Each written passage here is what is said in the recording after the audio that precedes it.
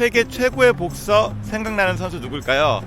저는 마이크 타이슨이 생각이 나네요. 진짜 전성기 때는 핵주먹으로 유명했잖아요. 전성기의 마이크 타이슨을 한번 상상을 해보고, 그리고 마이크 타이슨보다 좀 한 단계, 한 두 단계 정도 아래인 제이슨이라는 선수가 있다고 가정을 해봐요. 그리고 마이크 타이슨하고 제이슨하고 붙으면 당연히 마이크 타이슨이 이기겠죠. 10번을 싸워도 10번을 다 마이크 타이슨이 이길 것 같고, 100번을 싸워도 한두 번 큰 실수하는 거 빼고는 마이크 타이슨이 이길 것 같은데, 아무래도 복싱은 팀 스포츠가 아니라 개인과 개인이 1대1로 싸우는 경기잖아요. 그러다 보니까 그런 이제 불확실한 변수가 좀 적고, 그리고 공 같은 도구를 이용하는 게 아니라, 공은 좀 통제하기가 힘들잖아요. 그것이 아니라 자신의 신체는 통제할 수 있으니까 를 이용하는 운동이기 때문에 예측 불가능한 변수가 나오기는 쉽진 않은 것 같아요. 두 명의 마이크 타이슨하고 두 명의 제이슨이 싸워도 마이크 타이슨이 분명히 이길 거예요. 그런데 만약에 10명의 마이크 타이슨과 10명의 제이슨이 싸운다면 조금 좀 다르지 않을까요? 이제 마이크 타이슨 팀은 우리가 워낙 실력이 압도적이니까 당연히 이길 것거니 하고 그냥 아무 준비도 안 하고 경기에 나왔어요. 제이슨 팀은 자신들의 실력이 떨어지는 걸 알기 때문에 이제 좀 전략을 세우는 거죠. 10명 정도면 전략을 세울 수 있잖아요. 우리가 이제 5명씩 두 팀으로 나눠서 이제 한 팀이 마이크 타이슨 한 명을 그냥 집중적으로 공격하는 거야. 또 한 팀은 또 한 명을 공격을 해서 일단은 2명을 낙담시키고, 그 다음에 또 2명을 또 그 낙담시키자. 한 10명 정도면 그런 전략을 세울 수가 있잖아요. 그렇게 하면 10명의 제이슨이 10명의 마이크 타이슨을 이길 수 있지 않을까 라는 생각도 듭니다.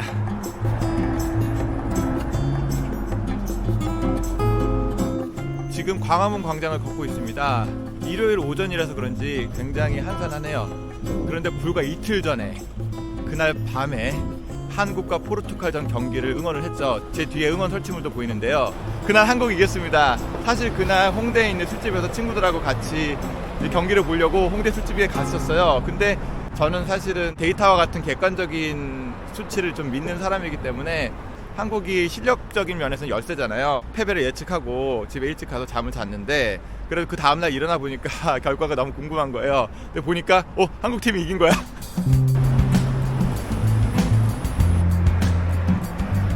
그날 그 추운 새벽에 이 광화문 광장에 모인 수많은 사람들의 에너지가 카타르에서 경기를 하고 있는 우리 선수들에게 전달되지 않았나, 그래서 우리가 이기지 않았을까라는 생각도 드네요.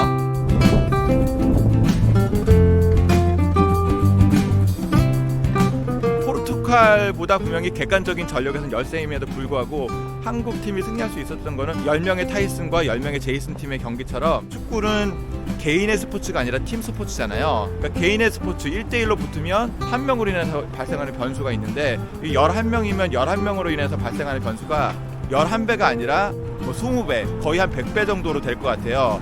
그리고 신체를 사용하는 게 아니잖아요. 만약에 11명이 그냥 주먹질을 한다라고 하면 또 결과가 어떻게 될지 모르겠는데, 신체를 사용하는 게 아니라 공이라는 도구를 사용하고, 또 공이 또 삼각형도 아니고 사각형도 아니고 원형이잖아요. 굉장히 통제가 불가능한, 그만큼 변수가 많은 도구를 사용하는 경기이기 때문에 이제 다른 스포츠 종목보다는 축구에서 그런 이변이 굉장히 많이 발생하는 것 같고요.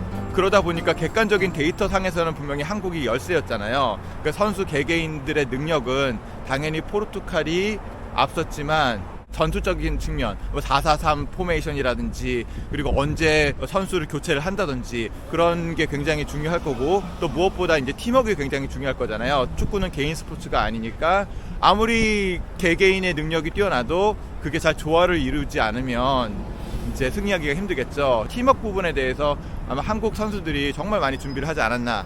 그리고 또 무엇보다도 정량적인 데이터로 측정할 수 없는 정성적인 심리적인 부분, 어떤 절박함이라든지 사기라든지 어떤 끈기, 그런 게 승부를 결정지었지 않나라는 생각이 들어요. 예를 들어서 그날 한국이 한 골을 먹었잖아요. 그래서 한 골을 먹었으니까 정말 더 절박했을 거 아니에요. 상대적으로 이제 포르투갈은 이미 16강 진출을 결정지었고 이제 한 골까지 넣었으니까 이대로 경기를 끌고만 가면 되는 거잖아요. 한 골을 더 먹는다고 해도 비기기만 하면 되는데, 그런데 한국 팀은 얼마나 절박했겠어요. 사력을 다해서 우리가 경기를 했기 때문에 또 집중력도 그만큼 향상이 된 거고 이기지 않았을까. 만약에 그날 한국이 한 골을 먼저 넣었다면 어땠을까요? 그러면 계속 지키다가 막판에 왠지 한 골을 먹어서 비겨서 경기가 끝나지 않았을까라는 생각도 들어요. 초반에 위기가 찾아오는 게 꼭 나쁘진 않을 수 있다. 이게 전화위복, 세옹지마라고 하나요? 그런 생각도 드네요.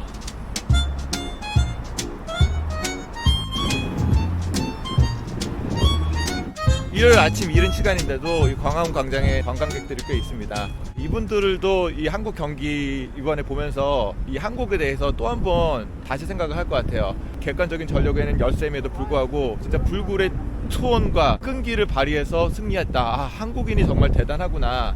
그 한국인의 저력에 대해서 관광객들도 느끼지 않았나라는 생각이 들고요. 그런 게 또 이 한국이라는 나라의 어떤 정체성을 또 만들어 나가는 게 아닌가. 그러니까 한국은 뭔가 끈기, 불굴의 투혼, 열정이 있는 나라다. 그런 또 정체성이 더 많은 관광객을 한국에 더 끌어당길 수 있지 않나 라는 생각도 드네요.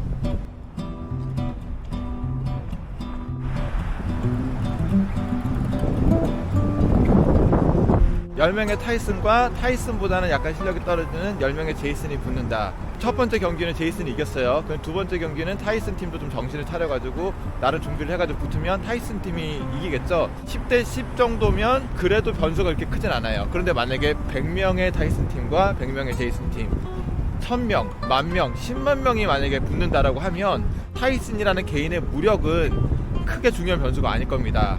사실은 한 10,000명, 10만 명 정도가 되면 어떤 전략을 사용할지가 승패에 결정적인 영향을 미치겠죠.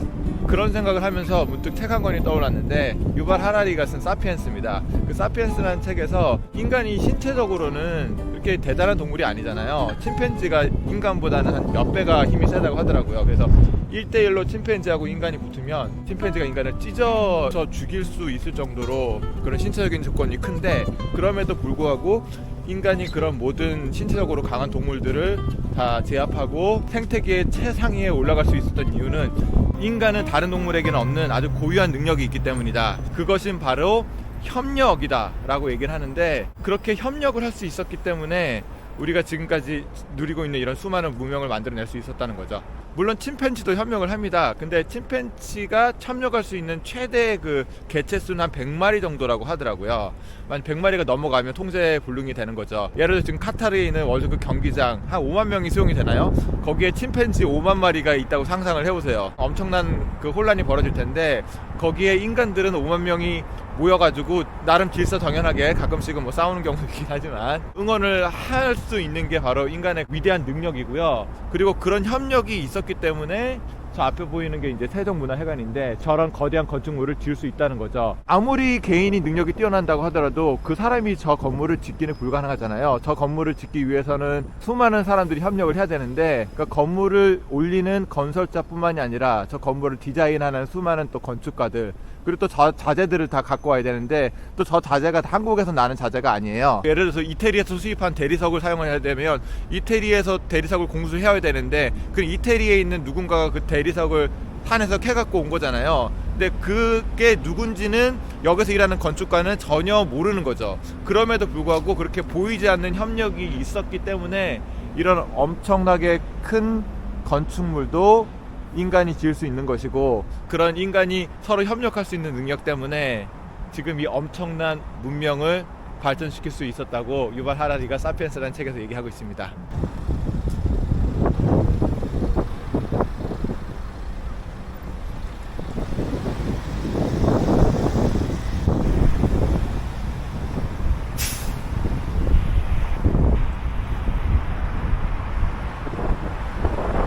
그리고 인간은 그렇게 협력할 수 있기 때문에 또 그 협력을 통해서 엄청나게 많은 드라마를 또 만들어내잖아요. 지난주 금요일 밤에 한국과 포르투갈전에서 정말 감동적이고 극적인 드라마가 만들어졌고, 이틀 후 16일 새벽 한국과 브라질전에서, 브라질이라 정말 강팀이죠. 세계 최강의 강팀입니다. 포르투갈보다 더 강팀이죠. 그 강팀을 대상으로 한국 11명의 태극전사, 그리고 태극전사를 서포터하고 관리하는 수많은 또 이런 팀들, 그리고 고국에서 그리고 해외에서 태극전사들을 응원하는 수십만, 수백만 명, 수천만 명의 한국인들이 협력한다면 정말 기적적인 드라마를 만들어낼 수 있을 것도 같습니다.